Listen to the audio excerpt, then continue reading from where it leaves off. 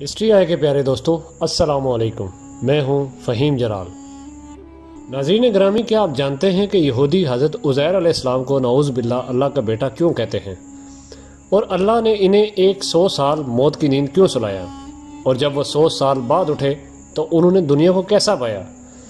آج ہم آپ کو حضرت عزیر علیہ السلام کے بارے میں ایسے حقائق بتائیں گے جنہیں سن کے آپ دنگ رہ جائیں گے۔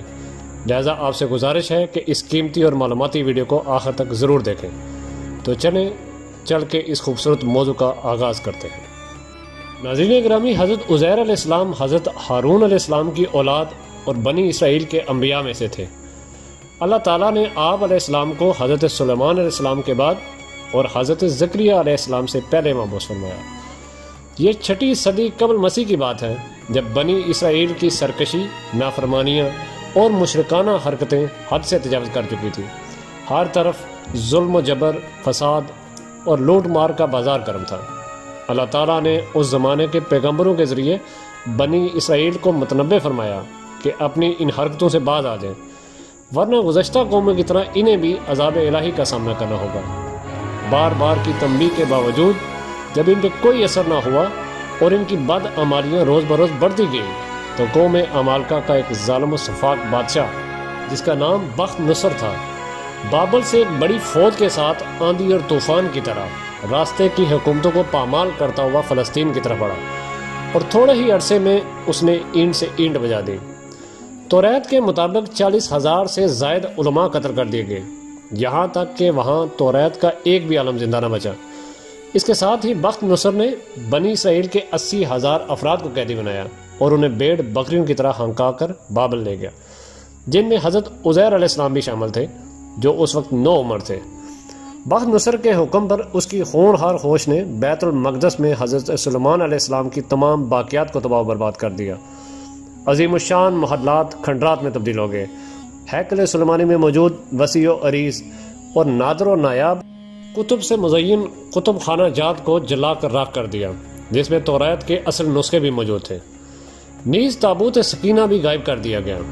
توریت کے مطابق اللہ تعالیٰ نے اس ظالم و جابر بادشاہ پر عذاب نازل کیا اور اس کی شکل مسح کر دی۔ حضرت عزیر علیہ السلام ایک طویل عرصے تک دیگر اسرائیلیوں کی طرح بابل میں قائد رہے، اور اللہ تعالیٰ نے 40 سال کی عمر میں آپ علیہ السلام کو منصب نبوت پہ فائز فرمایا۔ ناظرین گرامی، حضرت عزیر علیہ السلام کو جب بابل کے قید سے نجات ملی تو بحکم خداوندی دوبارہ بیت المقدس کی طرف تشریف لے گئے۔ اس وقت توریت کا کوئی حافظ زندہ نہ تھا اور نہ ہی کوئی توریت کا نسخہ موجود تھا۔ آپ علیہ السلام کو فکر لاحق ہوئی کہ اب اللہ کے کلام کو عام لوگوں تک کیسے پہنچایا جائے۔ چنانچہ انہوں نے اسرائیلیوں کو جمع کیا، اور چونکہ آپ علیہ السلام نے بچپن میں ہی توریت حفظ کر لی تھی، لہٰذا اسے ان سب کے سامنے پڑھ کر تحریر کروایا۔ بعض اسرائیلی روایات میں یہ لکھا گیا ہے کہ جس وقت انہوں نے بنی اسرائیل کو جمع کیا تو سب کی موجودگی میں آسمان سے 2 چمکتے ہوئے شہاب یعنی روشن ستارے اترے اور حضرت عزیر علیہ السلام کے سینے میں سما گئے۔ انہی کی برکت سے حضرت عزیر علیہ السلام نے بنی اسرائیل کو از سر نو توریت مرتب کر کے عطا فرمائی۔ جب وہ اس اہم کام سے فارغ ہوئے تو بنی اسرائیل نے انتہائی مسرت کا اظہار کیا، اور ان کے قلوب میں آپ علیہ السلام کی قدر و منزلت بڑھ گئی۔ لیکن پھر وقت کے ساتھ ساتھ ان کی یہ محبت اور عقیدت گمراہی میں بدل گئی، یہاں تک کہ بنی اسرائیل نے حضرت عزیر علیہ السلام کو اللہ کا بیٹا کہنا شروع کر دیا، جس کے بارے میں اللہ رب العزت نے قرآن کریم میں فرمایا ہے۔ اور یہود کہتے ہیں کہ عزیر اللہ کے بیٹے ہیں، اور عیسائی کہتے ہیں کہ مسیح اللہ کے بیٹے ہیں۔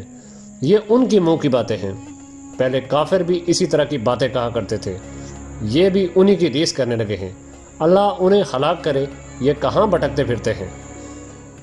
ابن اساکر رحمۃ اللہ علیہ نے حضرت ابن عباس رضی اللہ تعالیٰ عنہ کے حوالے سے روایت نقل کی ہے کہ آپ رضی اللہ تعالیٰ عنہ نے حضرت عبداللہ بن سلام رضی اللہ تعالیٰ عنہ سے سوال کیا کہ اس فرمان الہی کا کیا مطلب ہے، جس کا ترجمہ ہے اور یہود نے کہا کہ عزیر اللہ کے بیٹے ہیں، یہ یہود نے کیوں کر کہا؟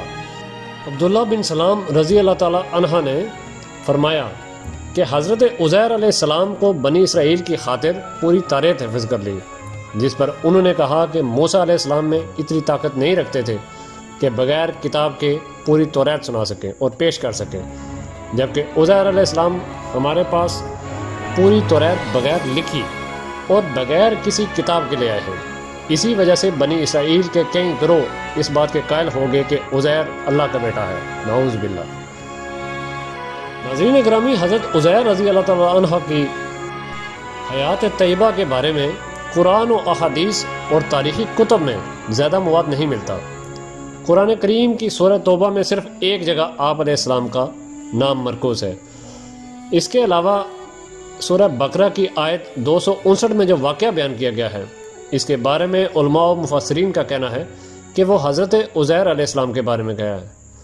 خود توریت میں حضرت عزیر علیہ السلام کے نام سے کتاب صحیفہ عذرا میں بھی ان کی اپنی زندگی کے بارے میں بہت زیادہ معلومات نہیں ملتی۔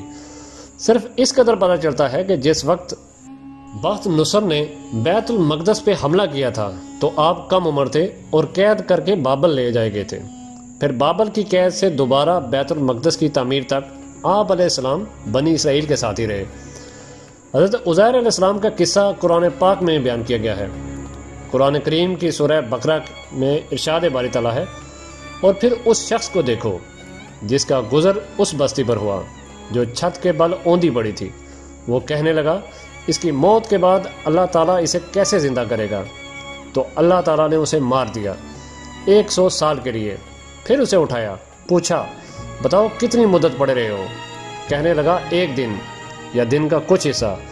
فرمایا تم پہ 100 سال اسی حالت میں گزر چکے ہیں، اب اپنے کھانے اور پینے کو دیکھو، یہ خراب تو نہیں ہوئے، اور اپنے گدھے کو بھی دیکھو، ہم تمہیں لوگوں کے لیے ایک نشانی بنا دینا چاہتے ہیں۔